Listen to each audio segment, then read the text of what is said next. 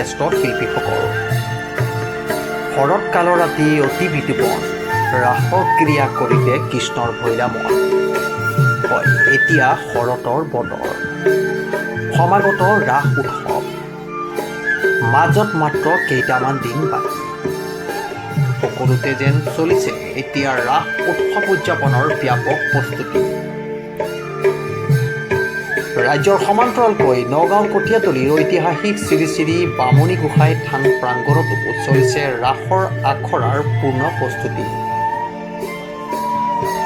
উল্লেখযোগ্য যে অহা ইংৰাজী 14, 15 আৰু 16 নৱেম্বৰত তিনিদিনীয়াকৈ এই স্থানত ৰাস উৎসৱ পালন কৰা হ'ব।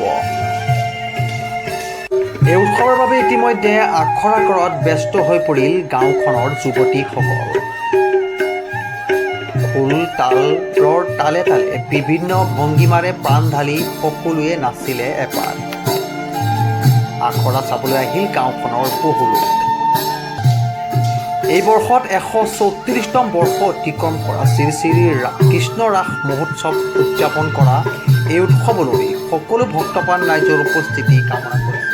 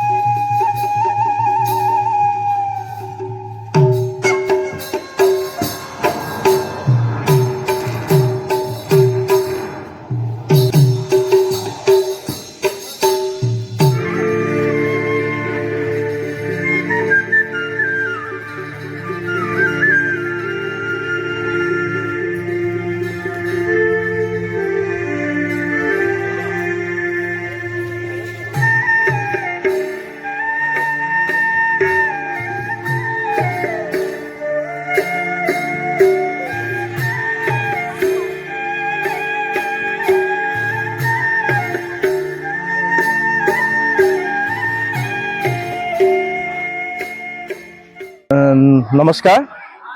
শ্ৰী শ্ৰী বামুণী গোসাঁই থানৰ 134তম ৰাস মহোৎসৱৰ আপোনালোকে ইতিমধ্যে গম পাইছেই যে আমাৰ আখৰা চলি আছে পূৰ্ণ গতিত। আজি দিনজোৰা কাৰ্যসূচী আখৰা চলিব আৰু মাজত যিহেতু 4 দিন আছে মাত্ৰ, গতিকে আমাৰ প্ৰায় প্ৰস্তুতি সম্পূৰ্ণ হৈছেহি।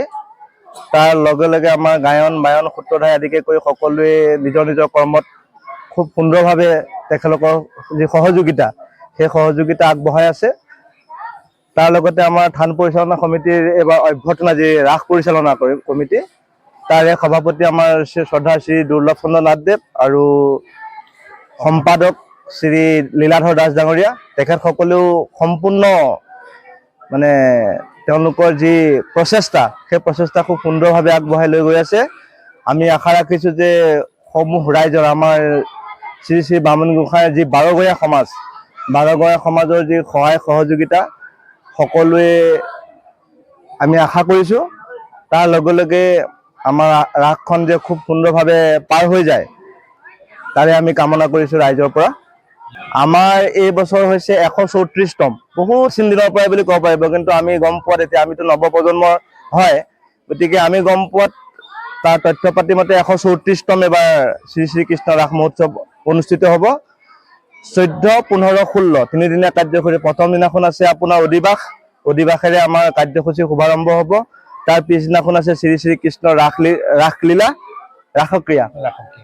তাৰ পিছৰ দিনাখন আছে তৃতীয় দিনৰ কাৰ্যসূচীত আছে এখন অসমীয়া ভাওনা, আপোনাৰ ৰাম হনুমানৰ যুদ্ধ।